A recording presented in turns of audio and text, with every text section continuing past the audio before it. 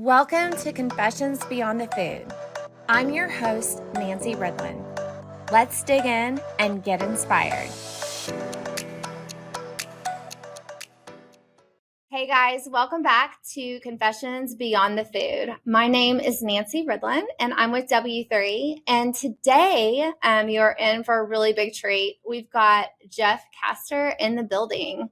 He works for, raise your hands. He works for RAC and he is the senior. He's the senior VP. I can't tell. He told me to take out the senior, but I just can't. He's the VP of hotel and gaming. And he comes with a lot of experience. And honestly, Jeff, I haven't known you for a long time. We've just really met. I mean, for reals. And I mean, I've known of you, but to be around you, like you just exuded so much passion and energy. Like I just wanted to get to know you better. And so I am thrilled that you are here today to share your journey of how you got here and just share some of your passion. I know you've got lots to say, but welcome. Thank you. Thank you so much. And that's so kind of you. Those are things that most people don't say, that they're excited to get to know me better. But I guess because you haven't known me that long. Well, I hear great things about you in the industry. So you're kind of a legend. So yeah, thank you very much. Yeah. So I'm just really interested today in just learning about your story and how you got to where you are and just where you started and, just starting there. I love it. Before our call today, I had to check through my documents to see when I actually started, because I couldn't believe it had been as long as it is. It's 28 years I'm in this industry, and I feel like I'm 28 years old. So it's kind of crazy. But I can tell you, I live in Jersey. I grew up in Jersey. I won't tell you my whole life, but I was working for my father's business. We were in the automotive business in Newark, New Jersey. And my father had sold the company. I managed the production there for 3 shifts. We were a tier 2 supplier to Ford. So my background is in distribution center management and production, or at least it was back then. And my father sold the business, and he and I had a work contract, and it expired in 1996, just a couple months before I was ready to get married, and I had no job. And like I said, my experience was in distribution center management, and I answered an ad in the paper for a company called Halco, Harold Leonard Incorporated, in Union, New Jersey. And I interviewed. I ended up getting the position. And for the first time, I was exposed to the food service industry, which I had never paid attention to in my entire life. So you never worked at a restaurant or bus tables or anything before that when you were younger? I can't tell you. When I was 13, I washed dishes, and that was great, $3.25 an hour. And I can't tell you, in high school, or right after high school, I got a job waiting tables in Cliffside Park, New Jersey, at a seafood restaurant. And I had an unfortunate experience there. I was serving lobster to this enormous guy, and I dropped the hot butter onto his leg. He was in shorts, and this guy got up. He was a professional kickboxer, and I ran out the door so fast I never went back, and I never waited tables again. So that is my experience. Yeah. That is the worst. I think every server has that experience of accidentally spilling something on someone. I know I spilled a whole tray of 24-ounce glasses of water all over a young child, and it was horrible. And so, things happen, but you came in the industry. So did that help, like having that kind of reference, or not really? I mean, we were a manufacturer of pots and pans and a seller of smallwares. And I remember when I was there, I just couldn't understand where all these pots and pans were going. At home, we went through one fry pan every 10 years. And I really couldn't fathom what the fry pans, what were they doing with them? And I would say my exposure the first couple years there to the industry itself was minimal, because I was running the distribution center there and in Chicago. So, I understood who our distributors were, what we were shipping, what we were receiving, but I really didn't understand how it applied, to the restaurant in general. Nor did I understand the distribution model and how it worked. So, yeah. It takes a long time to understand what we do. And a lot of times, I mean, people start this job, they get thrown into it because, and the people that you're working for, they have been doing it forever. So they just assume that you know how this all works. But a lot of the times, it takes about, most of my new people, it takes about 6 months for them to really get like how we fit into this puzzle, how the products are shipped, all the different, just understanding the whole circle of life, from Industry too, with understanding the distributors. And there's basically, when I started, there was more exclusive distribution in, one person was really the Oneida distributor and one was the Steelite distributor. And now, it's everyone carrying everything. So it's really hard, especially learning to sort of explain to someone new, how that works.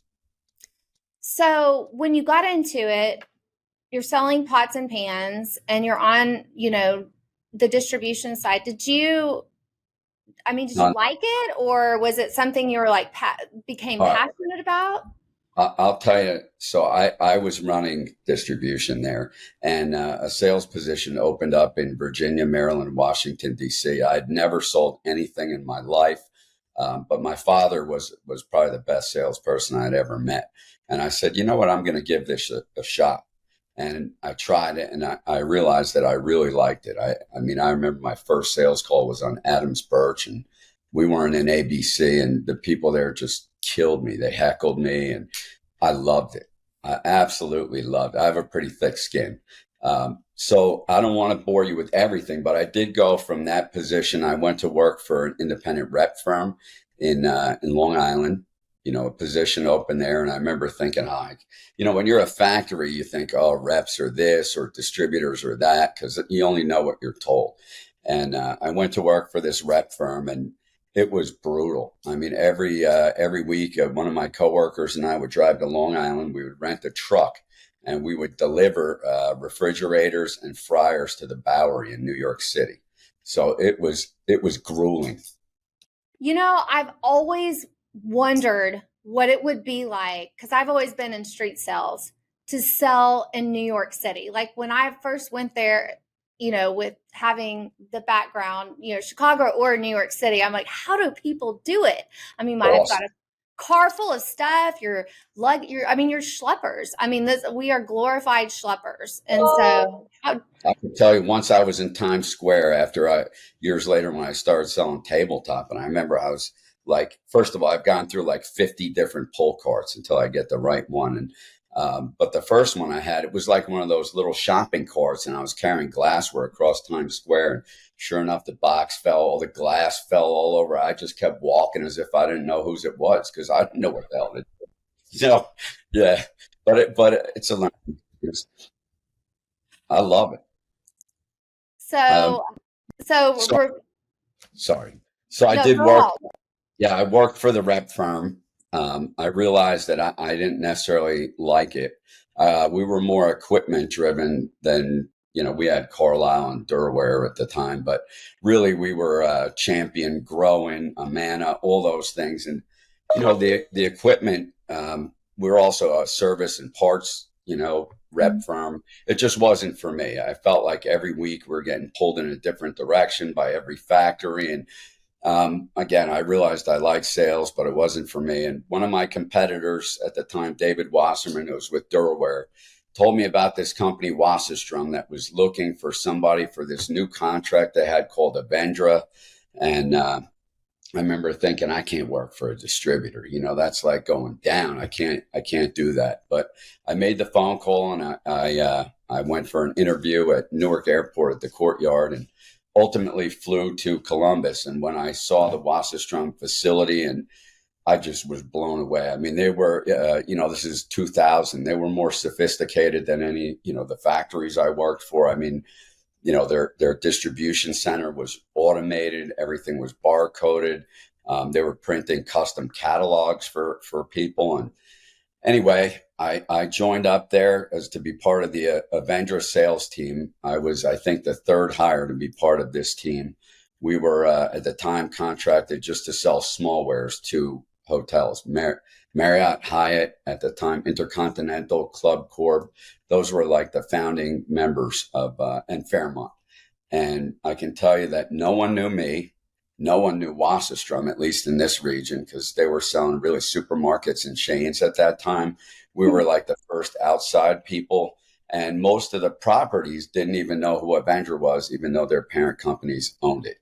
So I had never, ever sold a hotel in my life. I had never, ever sold dinnerware or any tabletop in my life. And at the time, we weren't even contracted to sell tableware. It was all Oneida and it was all sold direct at that time. And, I remember I started, my budget year one was like $1 million. And maybe I was there for a month and I was on my way into the city. I had a meeting at the Marriott World Trade Center and I was on my way into the city. It was 9/11, and I made it as far as the George Washington Bridge. And, yeah, I remember my mother calling me. I was on the way in and my mother said, maybe you shouldn't go to the city today. I heard a plane hit and I could see smoke when I was on my way in, and I was thinking, what kind of an idiot hits a building? Like I didn't imagine. I thought it was like some small plane, and yeah, I was stuck at the bridge. I finally backed up off an off ramp, but that was the start of my career with Wasserstrom. Was really it was brutal, and then for the next month or so, I mean, I covered Boston, New York. And those two markets were, absolutely dead, devastated. The people at Wasserstrom, the head of sales, Ursula at the time, called me and she was just so considerate. She said, listen, don't bother any of your customers. Don't bother anybody. Everyone's going through so much. When the time is right, they'll reach out to you. And that's really what I did. And, it wasn't too long after that, I started getting the calls again. And like I said, Oneida was contracted to sell, the tabletop direct. So that made me want to sell everyone else's dinnerware. And I would go into properties having no knowledge. And I heard somebody talk about this. I think it was you the other day on your podcast. But I would bring a box with me and I would go to the back of the house and I would take one of everything home with me. And then I would go with the Libby catalog, the ARC catalog, everything. And I would literally measure ounce capacities, the size, because I had no idea. None. I mean, I had a 2-week training at Wasserstrom where all the reps came in and, I didn't learn anything. Really, it's too hard. But I lived in Way Wayne. too hard. I lived in Wayne and I lived down the block from Cardinal at the time. And I can tell you, I pretty much lived at Cardinal. Those guys were great to me. And listen, there's no better job, in my opinion, than working for a distributor if you want to learn, because, working for a factory, you only learn what that factory tells you. I remember you talked about drawing pictures the other day because there were no cell phones. I can tell you the chef at the Marriott Marquis at the time, who was my biggest customer, he would sit down and he would draw me pictures of things he wanted. Like in the View restaurant, I want to pour soup out of a metal thing with a handle on the side. And he would force me to find it. I mean, and that just made me a lot better because, again, I found factories and items that I had no idea existed, like you said, being a resource. I've never looked for one order. I try to, go in there and solve problems. And if, I hate to lose more than I like to win, but I'll tell you what, I'm never a bad loser because I know if someone were a bad loser with me, I wouldn't really be excited to call them back. So I always try to lose, with grace. I always No, like to I find love out. that. I always like to find out why I lost because possibly I could do better next time, or maybe we don't have something someone likes, or it was price, whatever it is. I like to learn, but it's nothing worse than somebody whining about why you chose something else. I mean, that's their right. I love that. I think I mean, I could do more of that myself. I know as salespeople, you just want to win and it's crushing when you don't. And so, but I love that. Losing well, losing with grace, like being a good loser. I like that. So Not easy. because you're going to win It's not, some, you're going to lose some. So, you got to hope you win more than you lose, and right. So I can tell you, I worked at Wasserstrom for a number of years. I loved it. I loved the people I worked with, and a a job opened up, believe it or not, a meat company here. I'd met the owner through the purchaser at the Marriott Marquis, and they told me they were looking for somebody to learn the business, come in, and eventually take over their company. I should tell you broadly, I've sold everything there is to sell in this industry except for disposables. I've never sold toilet paper, napkins, ever. So, but other than that, I've sold. Out. Yeah, I bet I am, but I'm gonna, stick to what I like.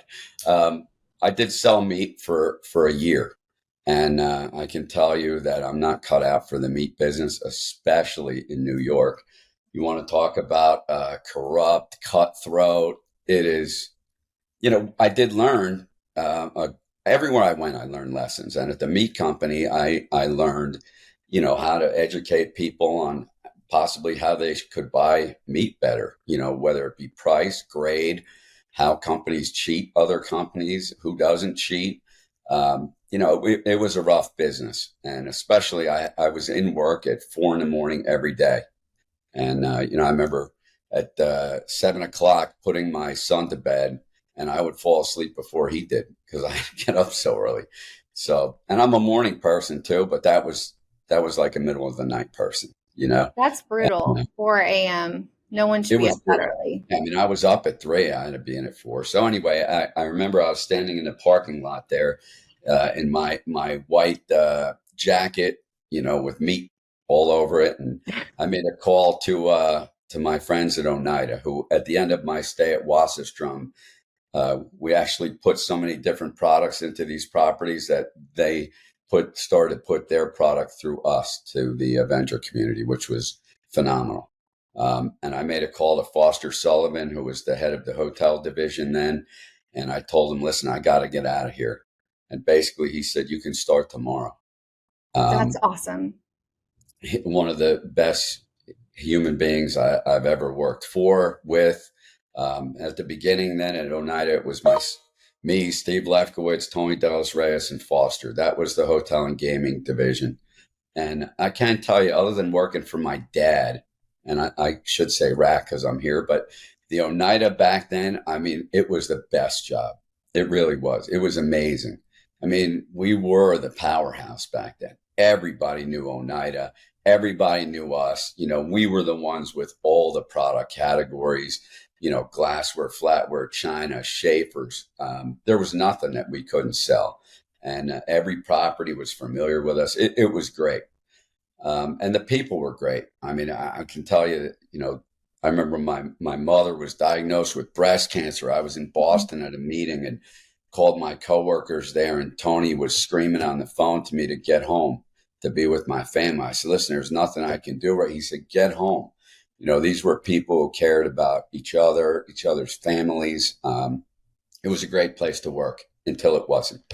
Uh, you Hmm. know, that, I mean, I lived through 2 bankruptcies there, and I left once or twice to go work for my father's business, and ultimately, at the end there was one final straw. They were financially hurting from whatever happened through the years of acquiring various companies and whatnot. And one of the guys who worked for me had taken a job with Fortessa, and he was telling me, they'd love to meet with you. And to me and everyone else in the industry, Fortessa was the absolute enemy. The direct seller, the model that everyone hated, and I had all these impressions that they gave everything away. And I went and interviewed there, and at first I turned the position down. I told the people at Oneida, my buddies, please just don't change anything. And at this point, our hotel and gaming team had grown. I mean, we were like 10 people. They then made us regional managers. So now I was running the Northeast region, which I can tell you, in everything I've done, while I can manage people, I did it years ago. I like to go out and sell. You said like my title, you can call me whatever you want to call me. You can put me in any position, but I like to sell. I like to go out and speak to customers. So, putting me in a regional role, who gets a 5, who gets a 10, and whose customer is it? And especially in New York, everyone owns every customer.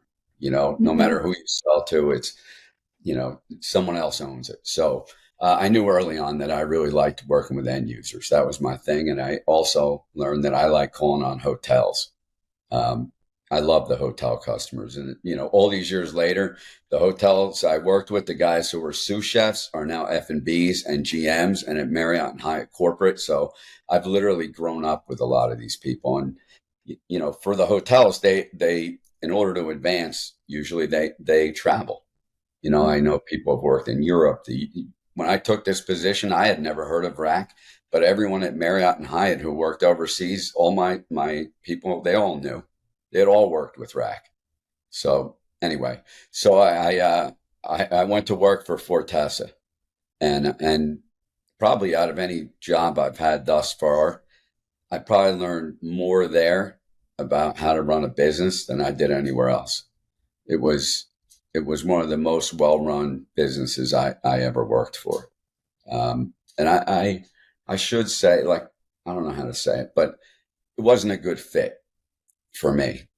I have a different personality. I saw a shirt the other day. It says, "I'm not for everyone," and that's definitely me. Like, if you speak to my boss now, he'll tell you, like, I'm a pusher, and I will fight to the death if I think something's right or I need something done for my customer. Literally, I don't care. Foster Sullivan at Oneida, when I took the job there, he said, "Listen, I don't care if you step over me to get things done for the customer and get the order." And that kind of is how I've lived since then. And some people like that and some don't. But I think that's what has made me somewhat successful is that my customers know that if I can do it, if it's within my power, I'm going to do it. And so anyway, after Fortessa, I had a non-compete. I went.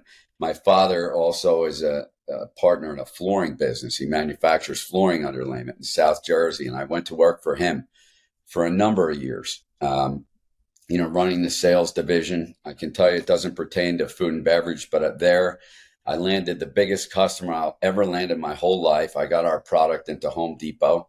We're in 2,400 stores. It's a flooring underlayment. And that was the biggest learning experience ever about the art of negotiation because it still kills me that I feel like I left some money on the table there. But I mean, man, that's really the pinnacle. Those guys are really good at what they do. But the product, all these years later is still in Home Depot and it's still a huge piece of business. And, having been there for a couple of years, I love sales and I really do love that they have the number one underlayment in the entire world, but I'm not passionate about it like I am Mhm. about tabletop. I knew that I love this industry and I really wish I didn't. I have friends who sell pharmaceuticals and these guys are loaded.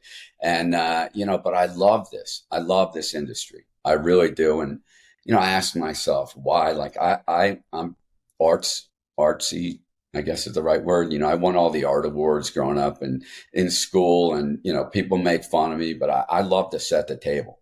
When I go out on presentations, I mean, I set the table tablecloths, napkins, napkin rings, placemats. I wherever I go, if they're looking for a plate or a glass, I set the table. Because many times you show something that they didn't even know they were looking for. But I love doing that. I just really enjoy it. I mean, it's having sold fryers or ranges and, it's a great sale, but no one ever like got excited when I told them this has a 20,000 BTU burner. They were just like, how much is it? So Like, sexy. yeah, they're like, oh, 20,000. That's great. But here it's like the one thing that like this changes the customer experience. I'm sure a range does too. So I hope no one gets offended if there's range companies listening. But the tabletop to me is like what really, that's what the customer touches. The silverware is what go in their mouth. So I just love it. And I love that when I started, everyone wanted white plates and everything was plain. And now it's just awesome. I It's love wild. what we, but I love what everybody has. If you saw my cabinets here, it's filled with everyone's product. The days of needing one line of dinnerware are gone. It's like, what's the right vessel for the right dish? And I think that's the coolest. Metals, woods, everything. we're living in a good time. But I love the industry. I love what I do. And 7 years ago, when I wanted to come back into the industry, I made myself a promise that I was going to do my due diligence, because it's like me, like I'll just go back to doing, what I'm comfortable. And I said I want to do my due diligence. I was looking for a home, not a job. I was Mhm. getting older. My kids were getting older, and I ended up hearing about RAC from someone at NRA 7 years ago. And turns out the U.S. President, Gene Williamson, was my Villeroy and Bach rep when I worked for Wasserstrom. And he and I did a lot of business together at the Marriott's right when Food and Mood had just come out, Hot Wave and Hot Palm. Um, I'd never heard of RAC. They told me that they had sold under the Kenilworth name. Honestly, I'd heard of Kenilworth, but it wasn't really like in my wheelhouse. So I didn't run into it much. Um, and Gene told me, I want to start a hotel and gaming division similar to what you had at Oneida. And I think I was probably like the fourth hire here. Um, again, I had done some research. I learned that RAC stood for Ras Al Khaimah. It took me some time to get to even learn to say that. When I saw our catalog, it was all high alumina, the soft white, and I said, man, I hope I didn't make a mistake, because it was like, I have a copy of it. It was like 20 pages long, and I was like, man, I hope I didn't make a mistake here. Shortly thereafter, I took a trip to the factory. And that was it. This is the first time in my career that I worked for a true brick and mortar factory. And I was blown away. We're about an hour outside of Dubai. I think last year the factory made 30 million pieces of dinnerware just for our industry. And the parent company, Rack Ceramics, makes, I think it's 1 million square feet a day of porcelain floor and wall tile. So I only know two things in this world. I know, well, other than music, but I know flooring and I know dinnerware. And lo and behold, I work for a company that does both. Who knew? Who knew that existed? Uh, so, Worlds collide. it's wild, and it's awesome. Like, early on when I started here 7 years ago, we started with zero. I mean, zero sales. And to me, the low hanging fruit to me was Avendra and the Avendra customers. And I remember everyone said, "Oh, you guys will never get in this and that." It took about 1.5 years for us to get Avendra approved, which was far quicker than I ever thought possible. Um, but thanks to the founders of Avenger who called on our behalf. And, a lot of these guys had worked with me and they'd worked with RAC overseas and understood who we were and what we could do. The coolest thing was understanding that I knew that for me to be successful, most of the properties I had worked with were using a bright white product. So, RAC was able to make a high alumina body to look like bright white porcelain. So you had the durability of high alumina and the look of that. All the plates that we had were 27 centimeters because that's what everyone in Europe had. So I told them, well, that's great, but I need 28 centimeters. They're like, what are you talking about? I said, listen, 90% of the covers in the US are 28. They fit 28 centimeters. So if I want, you can't make it difficult for people to change. So you know what? They tooled up and they made me 28 centimeter plates. And I said, well, I need new patterns. And they made I talked directly to the factory and, to date, they really never said no, which is awesome. But, I deliver. So it kind of makes sense. That's Um, awesome. I could talk forever, so I'll let you. Well, no, I think it's really cool that you the culmination of your whole career, like you started at a factory and then you end up and you take this journey. And I always love hearing about people's journeys. And sometimes we get pulled into totally different directions, and then it leads back and then to where you are and just to see the connections. Like now it's the first brick and mortar porcelain company you've worked for. And I think that's really cool because our experiences, along the way, and you look back and you're like, wow, now I get it. Now I get why I went through this and this and this to I think get where. everyone too, like, everywhere I work, you think you are the factory, and in a way, you're Mhm. portraying yourself as the factory. But like, I brought the head of Marriott Luxury to our factory when I started, and this gentleman drew a picture of a vessel. He was looking to use French fries and room service. He literally drew a picture, and by the time he left, these guys created a fired sample for him, which to me, I mean, it's crazy, crazy. And I can tell you, it took literally building this thing was one order at a time. When I worked at Oneida, if we didn't get a bowl on an order, we were pissed. Here, if I got a bowl on an order, I was really psyched. Really, really psyched. I would say, it took about 2 or 3 years, and we worked on this three patterns: charm, helm, and soul.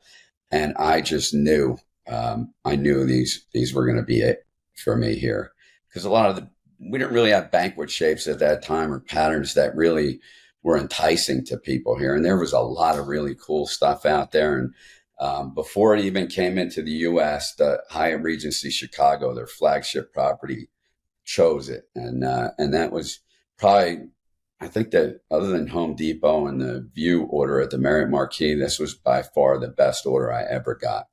And not so much even in terms of dollar amount, just because like I knew that we had, like a lot of times I like a product, but it really doesn't matter what I like. I mean, I may think I know what someone likes, but until someone, places an order for it. And my dad always says, I would say, oh, I got a new customer. He'd say, listen, you didn't get a customer, you got an order. When they place a reorder and pay the bill, you got a customer. So, knowing that it held up, knowing that the customer loved it. And, from there, it just grew, because anytime you place a product somewhere, it gives you some credibility.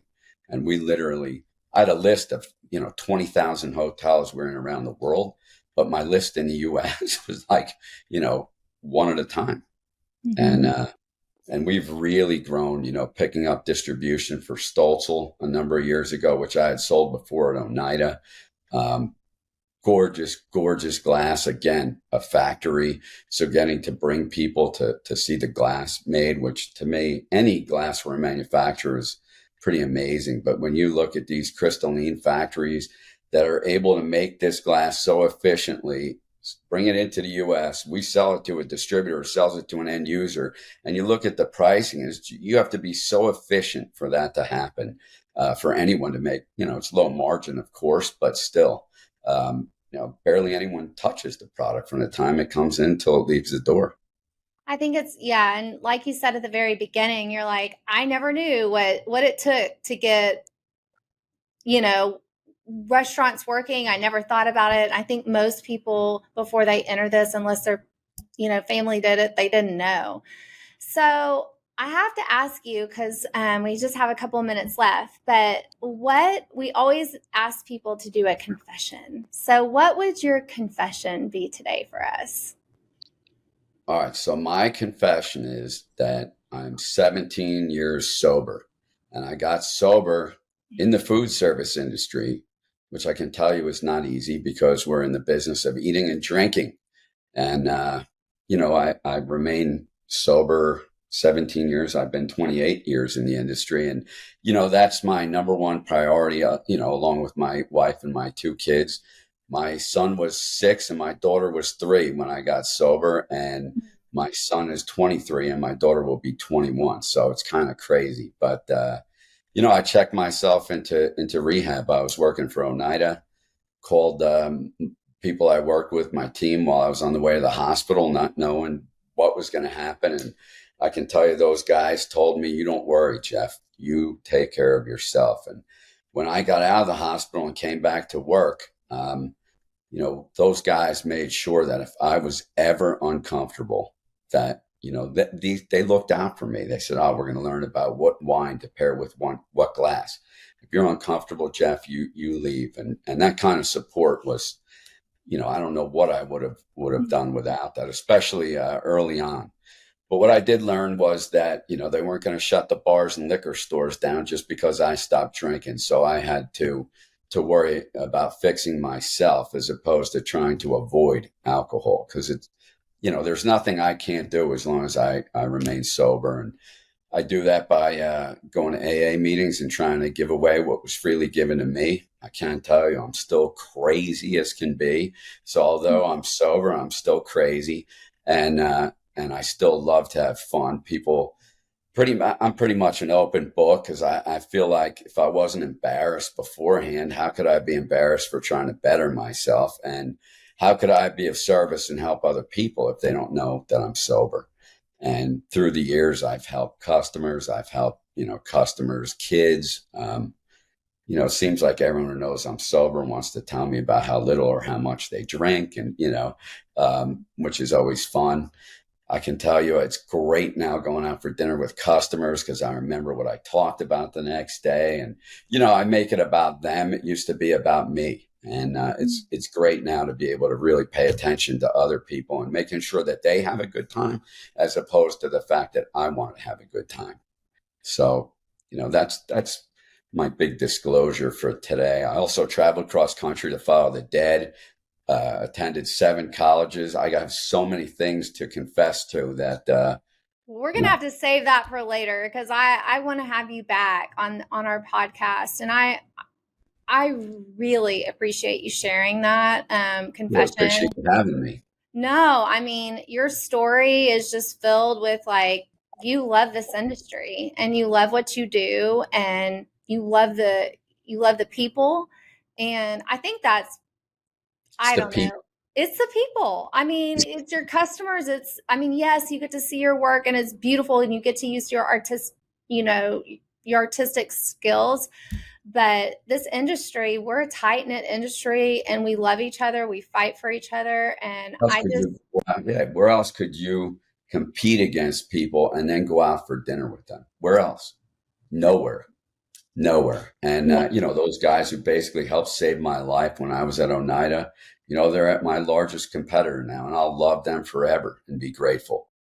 It doesn't, I hate to lose to them. I'm sure they hate losing to me, but there's a bond between all of us, and the only thing permanent in life is change. And in this industry, as much as anybody, we've seen, companies buying other companies, and everyone we've worked with, especially with COVID, that changed a lot of dynamics at the customer level and at our level. So, I've been careful for the most part, never to burn a bridge.